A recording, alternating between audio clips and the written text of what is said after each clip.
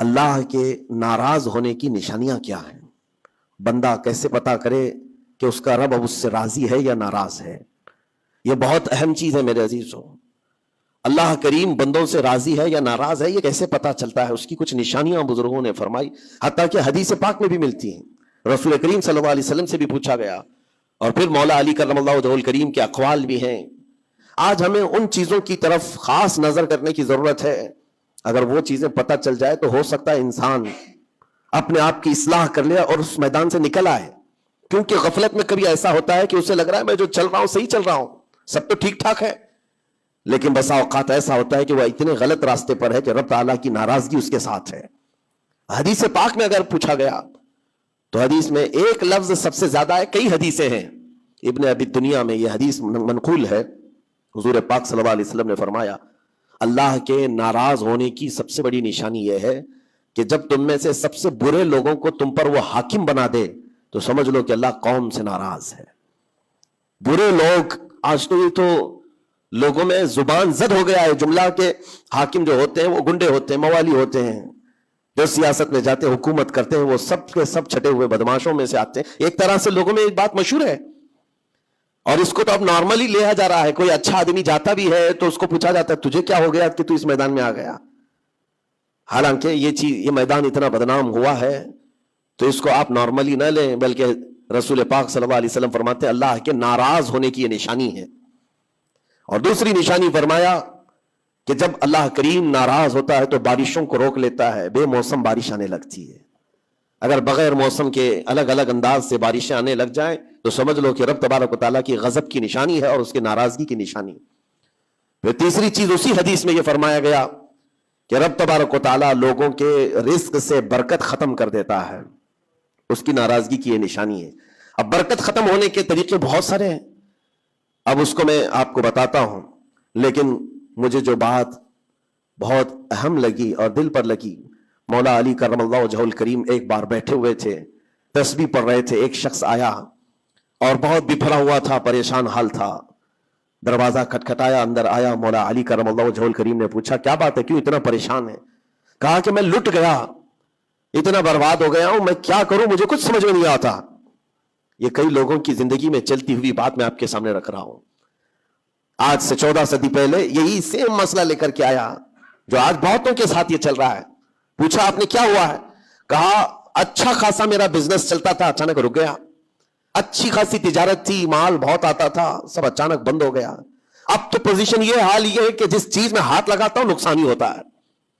اور اس نے یہ بھی کہا کہ اگر میں سونے کو بھی ہاتھ لگاؤں تو ایسا لگتا ہے مٹی بن جائے گی. ساری چیزیں ختم ہو گئی ہیں. وہ رویا جا رہا تھا اور کہا کہ مجھے اس کا سبب نہیں پتا ہے، کیا ہو رہا ہے کیا نہیں ہے. مولا علی کرم اللہ وجہہ الکریم نے ایک ہی چیز فرمایا، کہا کہ میں تیرے سبب کو پہچان لیا. یہ جو چیزیں ہو رہی ہیں تیرے ساتھ میں تیرے سبب کو پہچان لیا. کہا کیا ہے؟ کہا کہ رب تبارک و تعالیٰ تجھ سے ناراض ہے ان گناہوں کی وجہ سے جو تو جان بوجھ کر کنٹینیو کرتا ہے، روزانہ جاری رکھا ہوا ہے.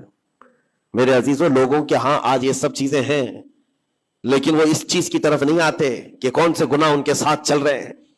جب بندہ گناہوں پر مصر ہو جاتا ہے، اصرار کا مطلب کنٹینیو کر رہا ہے، تو یہ نشانی ہے. خاص طور پر مولا علی کرم اللہ وجہہ الکریم نے فرمایا کہ اس کا رب اس سے ناراض ہے. اللہ ناراض ہے، اس کو توبہ کی توفیق نہیں مل رہی ہے، اس کو باز آنے کا موقع نہیں مل رہا ہے. اس نے پوچھا کہ میں کیسے پتا کروں کہ کون سے گناہ چل رہے ہیں اور کن گناہوں کی وجہ سے میرے رزق کی برکت ختم ہو رہی ہے. حضرت مولا علی کرم اللہ وجہہ الکریم نے فرمایا کہ تجھے پتا ہے، احساس کرنا ہوگا، احتساب کرنا ہوگا. کچھ چیزیں ایسی ہیں جن کو تو روز کر رہا ہے. اگر فجر کی نماز کے لیے نہیں اٹھتا ہے، نماز نہیں ہوتی ہے تیری، تو یہ تو گناہ کبیرہ ہے. گناہ کبیرہ یہ زنا سے بڑھ کر کے گناہ ہے، نماز کا ترک کرنا.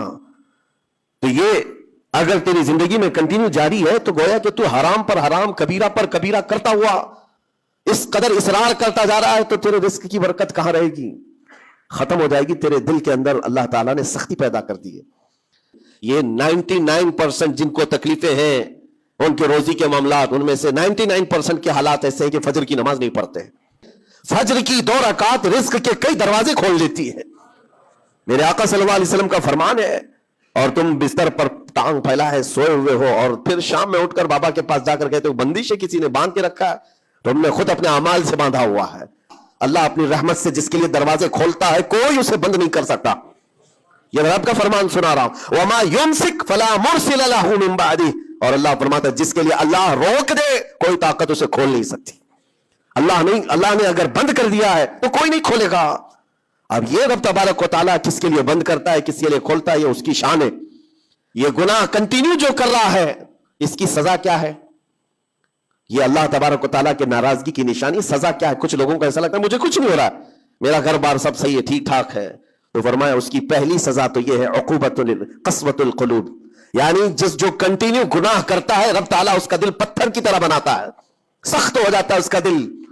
نہ رب تبارک و تعالیٰ کے نام پر اس کی کبھی آنکھیں بھیگتی ہوئی دکھتی ہے, نہ عذاب قبر کا اسے خوف محسوس ہوتا ہے, نہ محشر کے دن کی فکر, نہ جہنم کے لپکتے ہوئے شعلوں سے اس کا دل دہلتا ہے. نہیں, دل سخت ہو گیا ہے. گناہوں پر جو بندہ کنٹینیو اصرار کرتا جاتا ہے اس کا دل سخت کر دیا جاتا ہے. یہ رب تبارک و تعالیٰ کے ناراض ہونے کی نشانی ہے, غضبناک ہونے کی نشانی ہے. اور ایک نشانی یہ فرمائی ہے, تابعین نے فرمایا کہ اگر بندے کو عبادت کرنے میں مزہ نہیں آتا تو سمجھ لو کہ رب تعالیٰ اس سے ناراض ہے, توفیق چھین لیا. نماز پڑھنے میں دل نہیں لگتا, اور اگر وہ نماز کی اذان کی آواز سن کر کے بھی لاپرواہی برتتا ہے, فرمایا گیا یہ اس بات کی علامت ہے کہ اس کا رب اس سے راضی نہیں ہے. اور جس سے مولا راضی ہوتا ہے کڑاکے کی ٹھنڈیوں میں بھی اس کو بستر سے اٹھا کر اپنے دربار میں لاتا ہے. جس سے رب تبارک و تعالیٰ راضی ہے اس کو اپنے دربار میں لگائے رکھتا ہے. وہ رات ہو کہ دن ہو کہ صبح ہو کہ دوپہر ہو, وہ بندہ دوڑا ہوا رب تعالیٰ کے حضور پہنچ جاتا ہے. میرے عزیزوں اپنی اپنی فکر کریں ہم کس کیٹیگری میں چل رہے ہیں. کہیں ایسی زندگی نہیں گزر رہی ہے کہ ہمارا رب ہم سے راضی نہ ہو, ناراض ہو. پھر پوچھا گیا کہ اگر اللہ تبارک و تعالیٰ ناراض ہے تو پھر دولت کی ریل پیل گھر بار ساری چیزیں ہیں. فرمائے یہ بھی ایک نشانی اللہ کی ناراضگی کی کہ گناہ کنٹینیو ہونے کے باوجود اگر تمہارے مال میں کمی نہیں آ رہی ہے, روزانہ بڑھتا جا رہا ہے, تو خوف کھاؤ کہ اللہ بڑے عذاب کا تمہارے لیے تیاری فرما رہا ہے.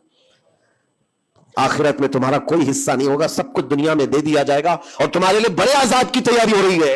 اگر گناہوں کی وجہ سے پکڑ نہیں ہوئی اور تمہارا مال اور یہ ساری چیزیں چل رہی ہیں تو یہ اس بات کی علامت ہے کہ بڑے عذاب کی تیاری ہے.